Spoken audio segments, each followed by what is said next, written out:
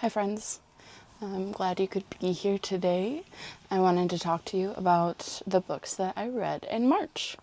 March was a really great month. I read 10 books and I think the lowest score I gave was a 3.5. I guess score is not the right word, but like rating for myself, which is completely subjective. But I consider that a fantastic month. So let's jump in. The first book that I finished in March was the classic Jane Eyre.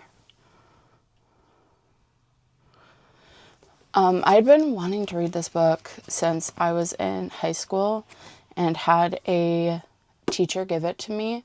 But I just never felt like I was ready or smart enough to be able to read it. And I ended up thoroughly enjoying it. You can see by all my annotations that I really got into it. So Jane Eyre, if you don't know, is about a young girl who starts out at her uncle's estate and is a ward. And her uncle has passed away, and her aunt is not fond of her or kind.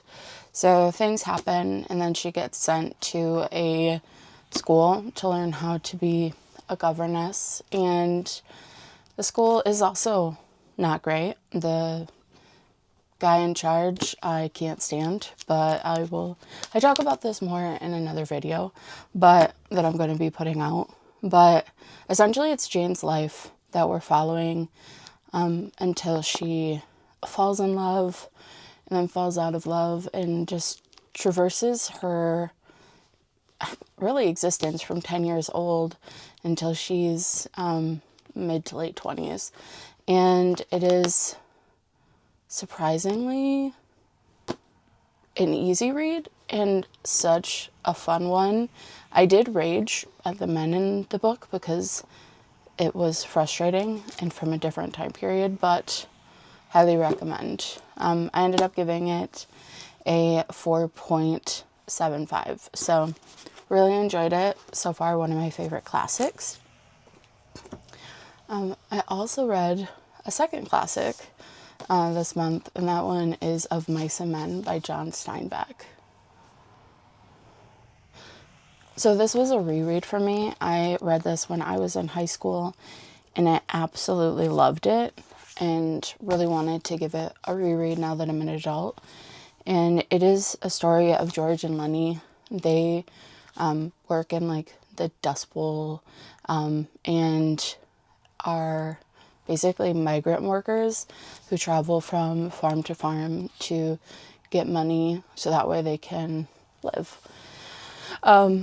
And there was an incident to where they could not stay at their last one, so we find them as they're walking towards their new job. Once they get there, Lenny is immediately targeted by the boss's son, Curly, who is not a good man. And then he just got married and everybody is so rude about the wife because they think that she's a harlot when she just wants company, which, I mean, makes sense. She's still human. But essentially the story is about George and Lenny's friendship and the little family they make, and there's this community that they're able to build, but then society's pressures and structures and a tragic accident that happens that makes it so that none of that is able to be realized. And the ending is probably one of the most sad endings, but also understandable, but still gut-wrenching. If you haven't read it, I'm not going to tell you what the ending is, but if you have read it, you know what it is. Yeah, it just takes a lot of love and compassion and bravery to do that. Yeah, I just love this book. It still fantastic. I'll have a little bit more in-depth video about this one as well. So if you want to hear more of my thoughts, feel free to check that out once it posts. Oh, the next book I read is A Steeping of Blood. I borrowed this through my library as an audiobook, and it is the sequel to A Tempest of Tea, and this was a duology.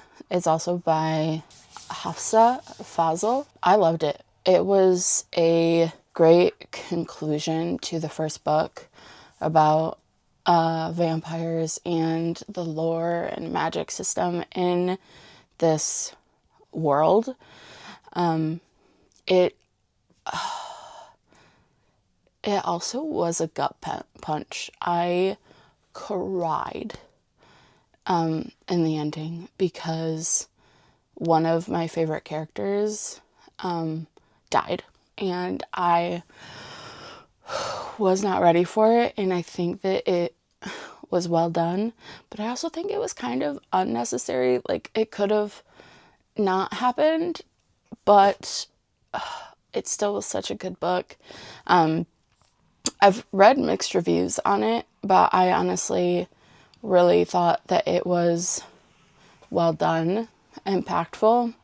I would love to learn more about the character's backstory. We do get more of it in this book, but Arthi, our main character, is just so interesting, and I want to know even more about her life, and the same with Jin. What happened with Jin in this book is absolutely heartbreaking. The second book was good, but it was a gut punch. It hurt too. So this one I gave a 4.75. Is a great vampire YA duology. I also read my first Emily Rath book. I've had a lot of people recommend Emily Rath to me, but none of her books have felt right to read, and I picked up Beautiful Things partially because it sounded really good, and the other part is because the book was really pretty. So here's Beautiful Things by Emily Rath.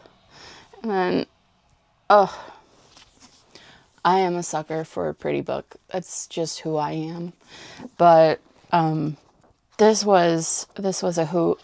This was so much fun. It was just a romp. I was laughing and giggling and kicking my feet this whole time. So we are going through this book from mostly Rosalie's perspective. Rosalie Harrow, who's 22. She doesn't want to get married. She doesn't want to be tied down by that. And this is set in the Regency era, based loosely off of Jane Austen's works. And it was hilarious. So Rosalie, like I said, is 22, doesn't want to get married, but she gets invited to this grand hall, Alcott Hall, and she goes, and there are 3 guys that she finds to be very handsome and striking, and totally not able to be with her because they want to get married, and she does not. And so she's like, absolutely not. But a couple of them pursue her, and it is a spicy book. It's essentially a Regency Why Choose, but what I really enjoyed about it too is just learning about the different political motivations that the Duchess has, and then the Duke, and then the younger brother, but also the relationships between the 3 best friends, which are her 3 main love interests, and then their exes and things like that. So I loved it. It was honestly, it was just a good time. It's a great one if you've just read some heavy books and want something that's just a great romp. Highly recommend Beautiful Things. This one I gave a 4.5 stars because it was just fun. I loved it. And then I read the last 2 books in the Tomes and Tea series by Rebecca Thorne. So the first one is To You at the Altar. Again, these are my pretty Waterstone editions. So this book follows Rhaena and Cianth through their nuptials. And in this book, the big thing is they're plotting to overthrow the queen.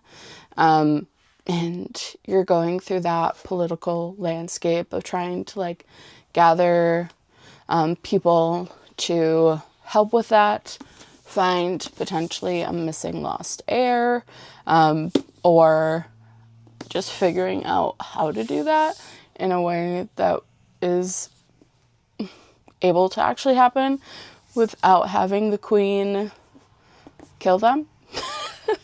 And honestly, I can't really say much more than that because will all be spoilers, but I just fell more in love with the characters. The cozy factor is still there. It's still just an easy, safe read for the most part, but there is more tension and drama in this one than in the first 2. I think it is well placed, and you learn more about the characters and the town of Pawnee, and yeah, it's a good time. Again, I don't want to say too much because spoilers. I think you should just read the series. It's a quartet, not too bad, and really good. So the 4th book is, So To You at the Altar, I gave 4.5 stars. And then Alchemy and A Cup of Tea, also by Rebecca Thorne, which... gorgeous. Absolutely gorgeous. This one was by far my favorite book. For one, it's the conclusion, so everything's been building up to this point. And when I started this book, I was like, you honestly could have ended it on the 3rd book. Like, that was a great ending.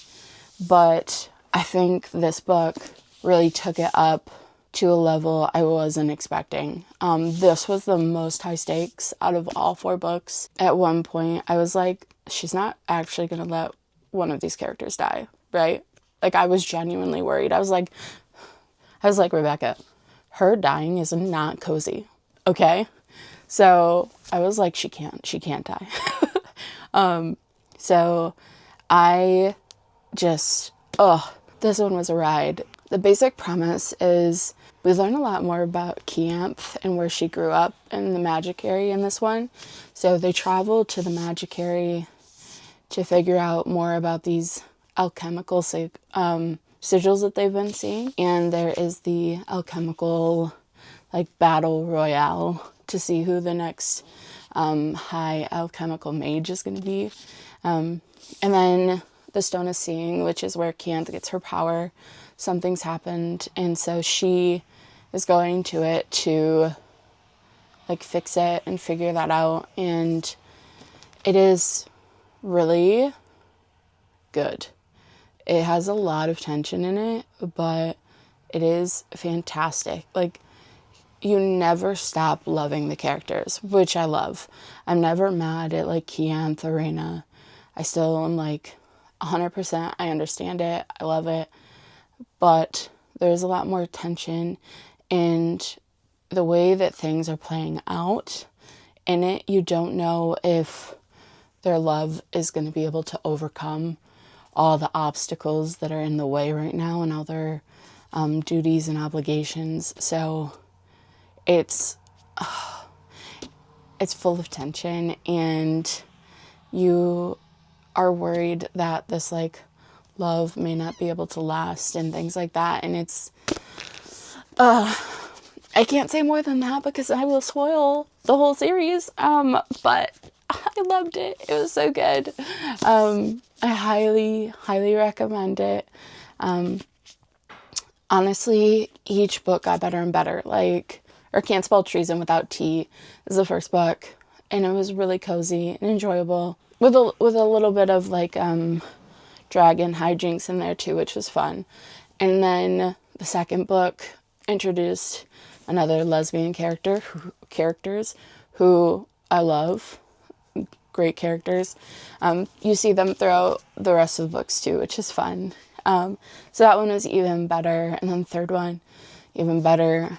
And this one was the culmination that I think really turned this series into one of my favorite cozy fantasy series. So highly recommend. That one I gave 5 stars. I thought it was a beautiful conclusion to the quartet.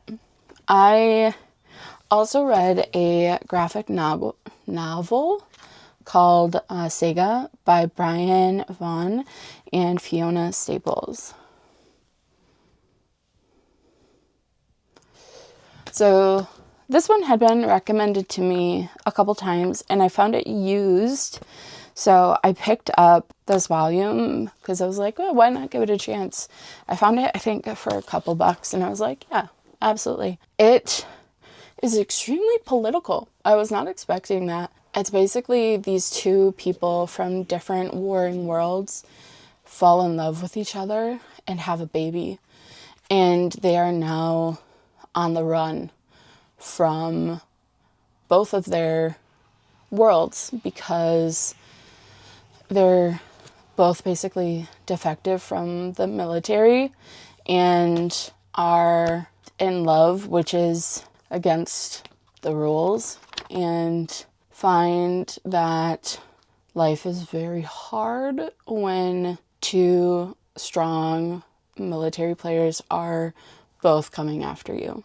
And so it starts with the birth of their daughter and then keeps going until they try to find a basically magical rocket, which is not what I expected, but really cool. And they are being tracked down by assassins because apparently they don't care if those two are killed. They just want the baby now. And these assassins are crazy. They meet ghosts along the way and monsters and things. It's honestly wild. We're just starting to learn about where they came from and what they did before this, and I'm intrigued.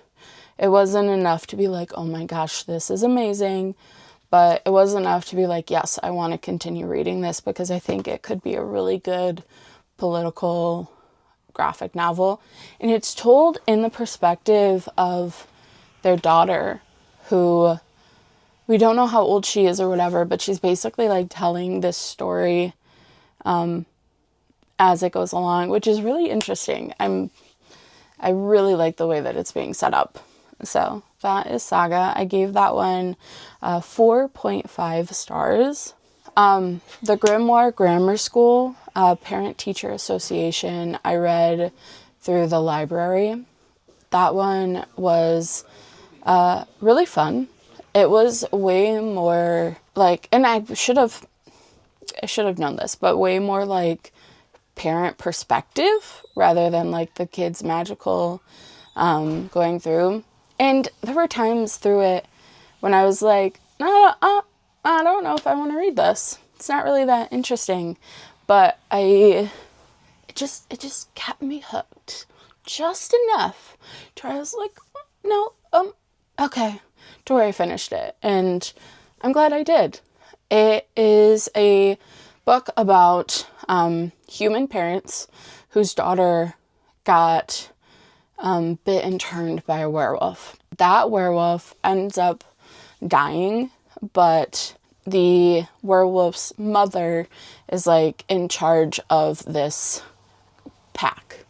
And she gets her, what she calls her granddaughter now, into the academy It's a prestigious academy for magical youth.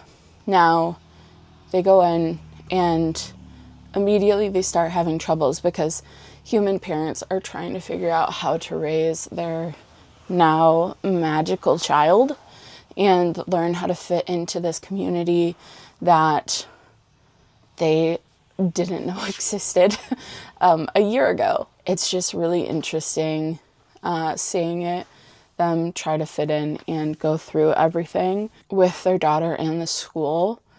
But the thing that really is the focus, besides like learning how to be a good parent and to a magical child, and also how to be a good partner with your spouse for your magical child and not let that divide you, which I thought was really well done. The town has this prophecy, or prophecy is the only way to say it, but essentially years and years and years ago, generations ago, they said that all these signs would happen and that would be like the end, and there would need to be a winged savior in order for everything to be set right again.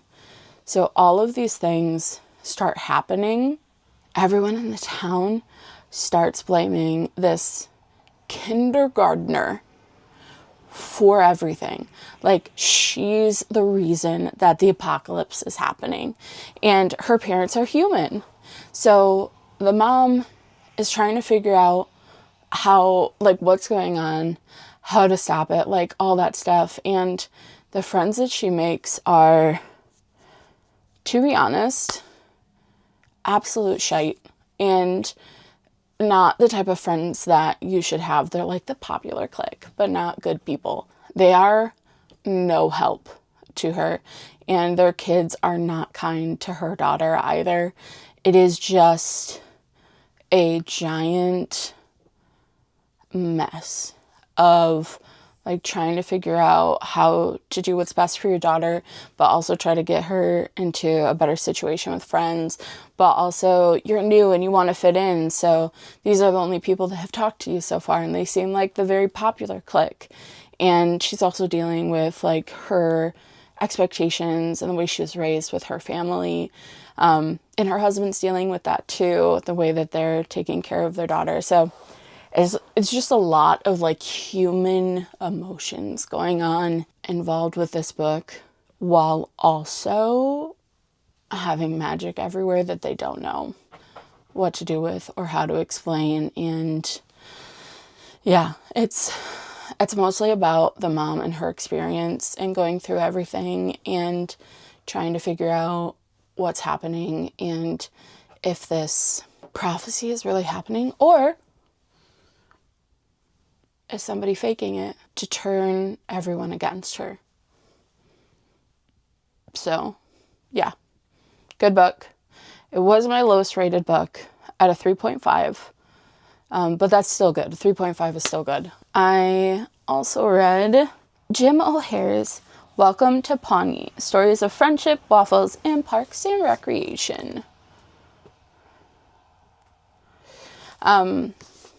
Yeah, so I'm a huge Parks and Rec fan. I absolutely love it. So that is part of the reason why I picked this up. The other reason is I was very lucky to see him at the beginning of March and of February do a podcast and at Wealthy Street Theater in Grand Rapids. And I was able to ask a question and then meet him afterwards. And he's just such a kind man. And I was like, I always planned on reading it, but after meeting him and realizing just how kind he is, I was like, yeah, no, I gotta read it sooner. And then I found out his audiobook is narrated by him with some other narrators, and I was like, I want to read the book, but also you can't pass up the opportunity to have the person that wrote the book read it, especially a comedian. So I ended up listening to it through my library, and it was phenomenal. If you like Parks and Rec, highly recommend listening to this book. He gives you a ton of stories of Parks and Rec throughout the whole cast and the creators of the show. And it's just a joy. And then he gives you like little glimpses into his life and acting and things like that. And they're all interwoven to where it's just like this giant story that kind of revolves around Jim and Parks. And it was very interesting. I haven't read a like autobiography type thing like that, or a memoir like that before. But still really, really enjoyed it. Highly recommend if you love the show. If you like memoirs as well, give that a read. I ended up giving this one a 4.75 as well, because it was fantastic. The only thing that pulled me out is the interwovenness of it. It was a bit jarring at times, but was still really good. And then you also have, like, in the book itself, like, photos and things like that, which I love it when they put those in memoirs. Yeah. Also, he wrote me this nice little note to put in my book. I said, Abrielle, so nice to meet you. Thanks for all the Parks love. Remember, Pawnee is first in friendship and fourth in obesity. Damn it, Jerry. XOXO. Jim O'Hare. Just a funny guy. Really sweet and kind. And had a really good book. So, highly recommend if you're into memoirs or if you loved Parks and Rec. Okay, and then the last book that I finished in March was The Will of the Many by James Islington. This is the naked hardcover. You can see all of my tabs because I annotated this book. I was hesitant going into this because it's gotten so much hype from everybody about being such a phenomenal book and da-da-da. And I've read books like that before and been like, oh, I really don't like this. Maybe I just don't like super popular books. But I loved this. I was immediately interested. It just like gets going right from the front and just continues on. And it was so good. And I'm so excited to start the second one. I actually buddy read this one with my friend Britt. And so that's been even more enjoyable because we've been chatting about it and all of that. This is a story that follows Vis. So Vis has a past in which people who found out would probably kill him, but he essentially is an orphan that gets scooped up by someone in military to do a secret mission. And he gets put into this academy where people have been dying, but it's also the academy that if you are like in the top class, which is called class 3, you can get placed basically anywhere in the hierarchy that you want to be. And the hierarchy is basically the government system that they have. I think it's called Catton. Probably pronouncing that wrong. But that is the world that they live in, the country that they are a part of. It's very Roman colonizer type vibes throughout the whole book because their systems of class or caste is Canton rankings are like Octavus, Septimus, Sextus, Quintus, Quartus, and so on, which are all Latin. And those are essentially like your base is the people who don't use will, but they succeed it to the next person up, which is the Septimus, and then the Septimus succeeds it to the Sextus, and then to the Quintus, and so on and so forth. So that way, each person that goes up has that will, which essentially gives them like powers almost. Like it makes them stronger, it makes them smarter, they can see better, they can do all these things, but they have to actively like channel the will.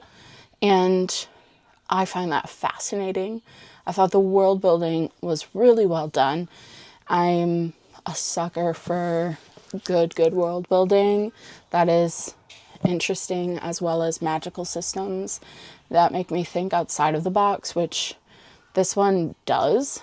And then they're also exploring like old ruins and things like that and trying to beat this labyrinth.